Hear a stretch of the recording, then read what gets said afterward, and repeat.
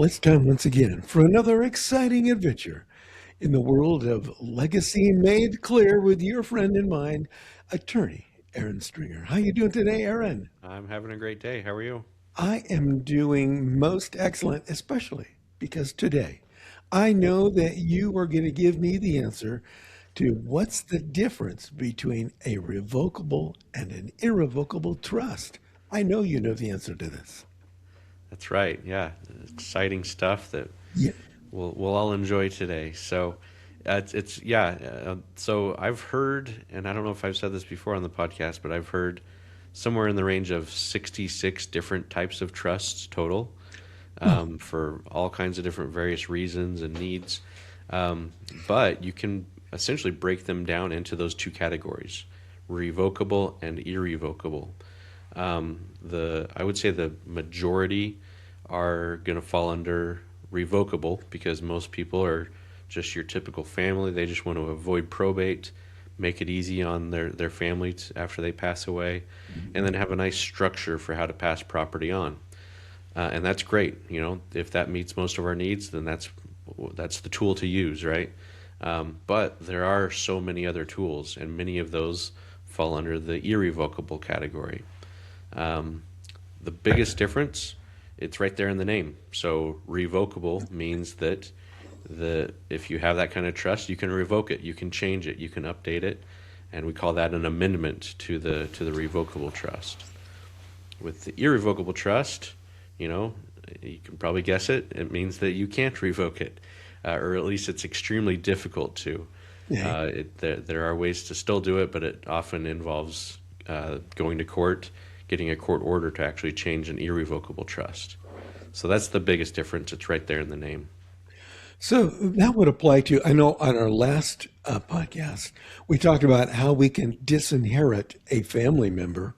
So probably with a revocable trust, that's much more easily done than with an irrevocable trust. Is that true? Yeah, it would be more often done with the revocable trust, and ideally in that situation, they earn your favor again, and you're able to amend the trust so that they can get something. Um, so yeah, that's one thing you can do with the revocable. Irrevocable trusts, we often hear of those under different names. So things like asset protection trust, or can add on to that a Medicaid asset protection trust, or special needs trusts. So those are different types of the many different ways that an irrevocable trust can be created. And so they come under, again, just as we meet with a different family, they might have different needs. They might want to avoid taxes. They might have a career that has high liability, high risk of being sued. And so maybe they want to, stash some property away so it's protected and not or not um, open to being having a lien on it or collected, that kind of thing. So those are some of the different main reasons why we see irrevocable trusts being used. Are there different tax implications between the two? There certainly can be, yeah. So, and that's actually another reason why an irrevocable trust might be helpful. So, we've talked before about the estate tax exemption. So it's set at $15 million. If someone is approaching that value with their estate, then one strategy is to remove assets from their estate by putting it into an irrevocable trust. And essentially, at that point, it's considered no longer part of their trust or part of their estate, and therefore it wouldn't count against that $15 million exemption. And instead, what they're doing is they're locking away that property. So, legally speaking, it's not their property anymore. They are appointing someone else as the trustee, so they don't necessarily have much control over it as well. Okay. Okay. So I need to make sure I understand this. So let's say that I have set up a revocable trust. And because I'm doing so well, I now have a $16 million estate. So what I could do is I could take a portion of that and put it in an irrevocable trust to better protect the assets.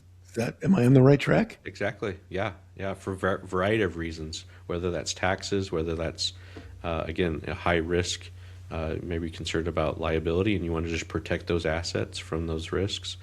But yeah, that's right on. And I would say, you know, most everyone probably has a need for the revocable living trust just as a base, just to Right. have a plan for what happens to your stuff. And then an irrevocable trust could be on top of that, just an additional tool to use for other purposes. Well, I'm really glad I asked that question because, oh, where did I put that $16 million? It was here the other day. I'm going to find it and put it in my irrevocable trust. Any other things we need to know about the differences, the benefits, or downfalls of each one? I don't think so. Just different tools for different reasons.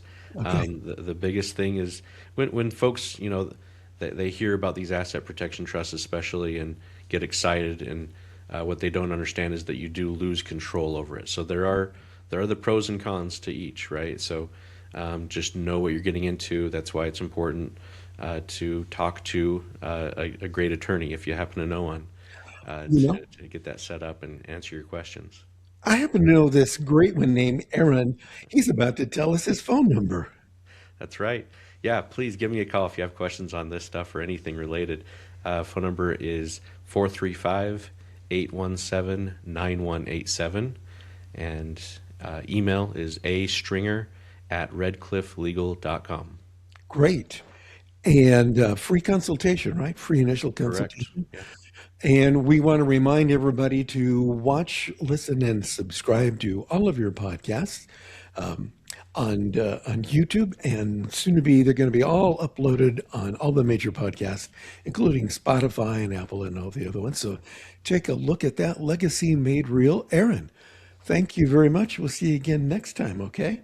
All right. Thank You you. take care. I'm going to play this cool music. Oh my gosh. You take care.